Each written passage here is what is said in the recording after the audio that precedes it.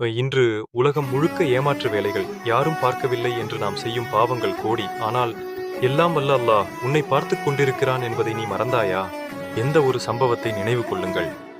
மன்னர் உமர் ரலியல்லாஹு அவர்கள் மாறுவேடத்தில் அந்த பாலைவனத்தை கடக்கிறார்கள். அங்கே அந்த ஏழை மேய்ப்பனை சந்திக்கிறார்கள். அவனது நேர்மையை சோதிக்க எண்ணினார்கள். மன்னர் கேட்டார், இதோ பார், உன்னிடம் இவ்வளவு ஒட்டகங்கள் உள்ளன. உன் முதலாளிக்கு தெரியாமல் ஒன்றை எனக்கு கொடு. ஒரு ஒட்டகம் காணாமல் போய்விட்டது என்று உன் முதலாளியிடம் பொய் சொல்லிவிடு.